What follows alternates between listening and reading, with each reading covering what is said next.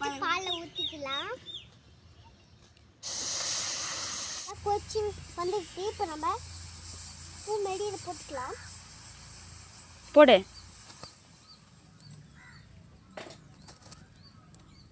அது கூட நெய்யும் போட்டுக்கலாம்.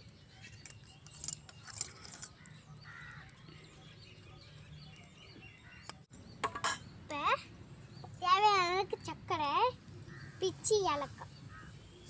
பாருங்க எவ்வளோ அழகாக எழுது பாருங்க. பூத்த மாரி வருதுங்க. திராட்சை போட்டுக்கலாம்.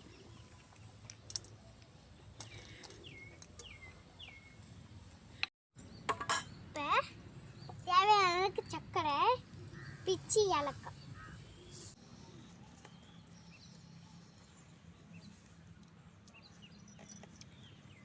எங்கள் அல்வா சூப்பராக இருக்குங்க.